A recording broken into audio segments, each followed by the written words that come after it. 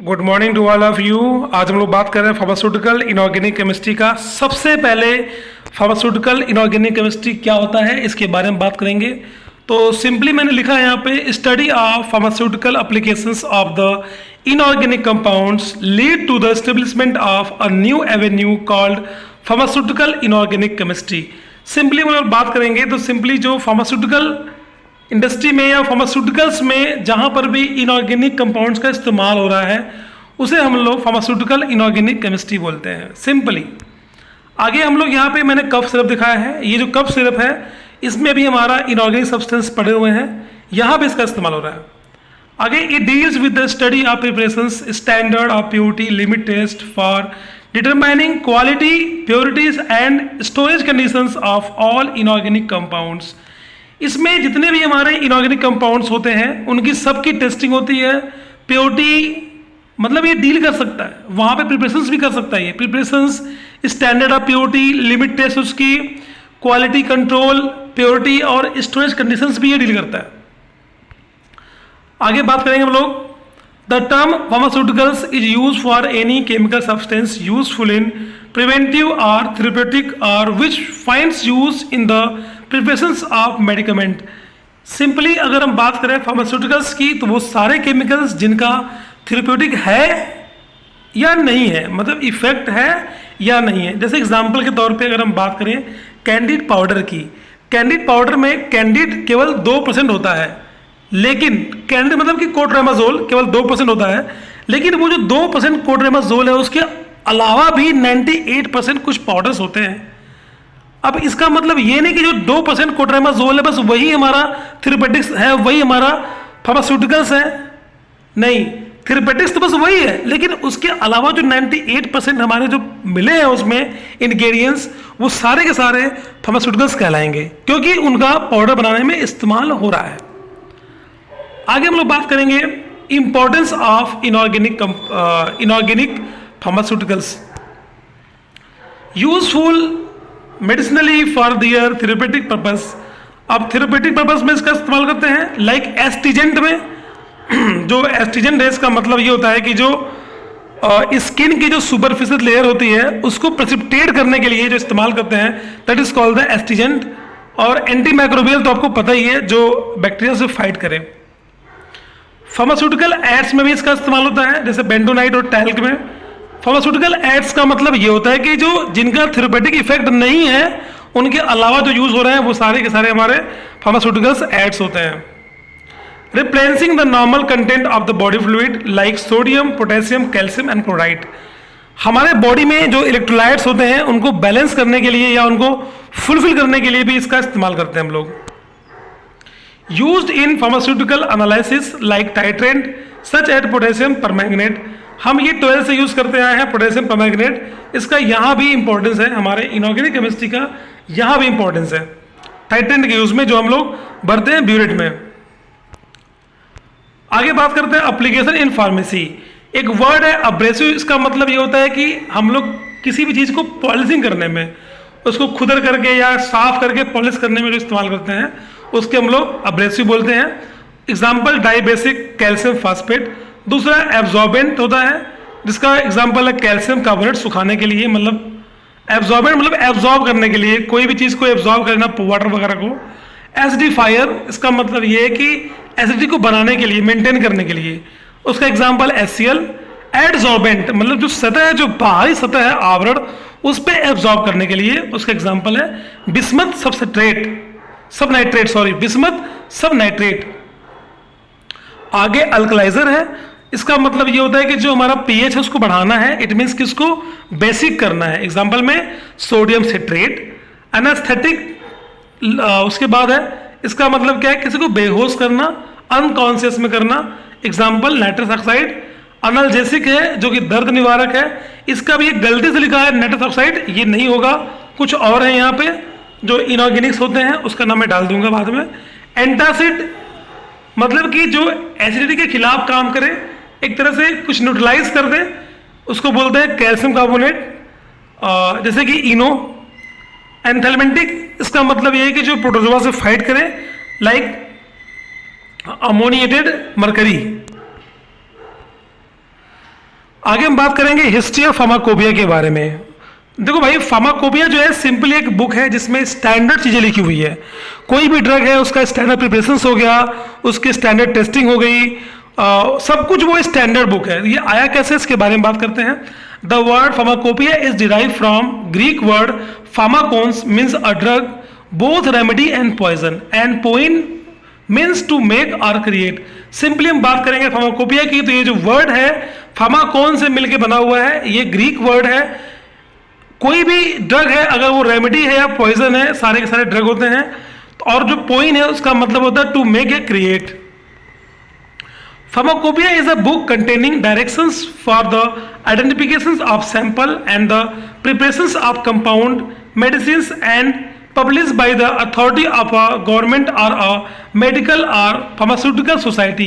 अब ये ऐसा वैसा कोई बुक नहीं है, ये ऐसा बुक है जिसमें कि किसी भी कंपाउंड के बारे में उसका जो आइडेंटिफिकेशंस है वो दिया रहता है, या स्टैंडर्ड प्रिपरेशन टेक्निक दिया रहता है वो, या मेडिसिन कोई है उसका टेक्निक है। इसको पब्लिश करने वाले ये अथराइज पर्सन होते हैं जो कि गवर्नमेंट से आते हैं, मतलब ये गवर्नमेंट बॉडी से आते हैं, ये नॉर्मल इंसान नहीं होते हैं, ये सरकारी होते हैं। और ये एक फार्मास्यूटिकल सोसाइटी हो सकती है या फिर डॉक्टरों की कोई टीम हो सकती है, मतलब एक मेडिकल ऑफिसर मतलब बोल सकते हैं कि जो फार्मेसी से मिलता जुलता हो, इस टाइप के लोग हो सकते हैं। आगे मैंने यहाँ पे एक बुक रखी है, ये इसका एग्जाम्पल, सिंपली इसका एग्जाम्पल इंडियन फार्माकोपिया तो नहीं है, बस यहाँ फार्माकोपिया है, इसके बारे में बाद में बात करेंगे। For this reasons pharmacopoeia is a legislations of a nations which set standards and mandatory quality index for drugs, raw materials used to prepare them and various pharmaceutical preparations. हम लोग ये बोल सकते हैं कि जो इस रीजन से, मतलब इस बुक की वजह से एक कह सकते हैं कि फार्मेसी का एक विधान तैयार हो गया। विधान का मतलब क्या है कि एक सूचीबद्ध विधान तैयार हो गया कि कोई अगर हमारे पास कोई मटेरियल है या कोई रॉ मटेरियल है, उसको यूज कैसे करना है, उसको प्रिपेयर कैसे करना है, उसका फार्मेसी में इस्तेमाल कैसे करना है, पूरा एक ब्यौरा है, आप कह सकते हैं सूचकांक बना हुआ है। ये हमारी फार्माकोपिया होती है। आगे हम लोग बात करते हैं, each country has legislations on pharmaceutical preparations which set standards and required quality indices for medicament, raw materials and preparations employed in the manufactures of drug. These regulations are presented in separate articles। अब ये बोल सकते हैं कि जो हमारी जो countries थी, पुरानी जो कंट्रीज थी, मतलब पुरानी नहीं, इंडिया से पहले की जो डेवलप कंट्रीज थी, उनके पास अपना खुद का एक लेजिस्लेशंस था फार्माकोपिया पे, मतलब कि एक नियम कानून था उनके पास खुद का था, जिनको किसी आर्टिकल में वो पब्लिश करते थे। एक सूचकांक था किसी रॉ मटेरियल का कि कोई अगर रॉ मटेरियल है उसको कैसे बनाएंगे, उसकी टेस्टिंग कैसे करेंगे, उनके पास पूरा वो होता था। तो उसको एक आर्टिकल टाइप का बना के रखते थे। फिर धीरे धीरे वही आगे बढ़ता गया, वो बुक में कन्वर्ट हो गया, जिसको हम लोग आज फार्माकोपिया बोलते हैं। तो धीरे धीरे वो आगे बढ़ता गया, या दिखाया मैंने, journal and specific matters relating to individual drug are published in the form of a book called a pharmacopoeia. अब किसी ड्रग के बारे में कुछ अगर कुछ इंडिविजुअल थॉट्स है या कुछ प्रिपरेशंस है, उसकी टेस्टिंग है, कुछ भी है, तो अलग अलग छपने लगे, किसी बुक में छपने लगे, जिसको हम लोग फार्माकोपिया बोलते हैं। सबसे पहले 15 दिसंबर 1820 में जो हमारा यूएसपी आया था, यूनाइटेड स्टेट जो था, उन्होंने इसको पहले पब्लिश किया था, रिलीज किया था बोल सकते हैं 1820 में। उसके बाद इन 1864 the first British pharmacopoeia BP was published. जो सबसे पहले जो पब्लिश्ड हुआ था, मतलब कि जो यूएसपी था वो केवल रिलीज हुआ था यूएसए के जरिए। यूनाइटेड स्टेट फार्माकोपिया ने मतलब कि जो यूनाइटेड स्टेट है उसने बस रिलीज किया था यूएसपी को, लेकिन 1864 में जो बीपी था, ब्रिटिश फार्माकोपिया था, वो पब्लिश्ड हो गया था with inclusions of monograms on benzoic acid, gallic acid, tartaric acid, tannins acid, camphor, lactose, sucrose and 7 alkaloids along with their salts। बोल सकते हैं कि यहाँ जितने कंपाउंड्स के नाम ले रहा है, इसके जो मोनोग्राम्स थे उसमें आए थे, मतलब डिस्क्रिप्शंस आए थे कि ये कैसे कैसे होते हैं, इनका क्या क्या, पूरा डिस्क्रिप्शंस के बारे में उसमें आया था।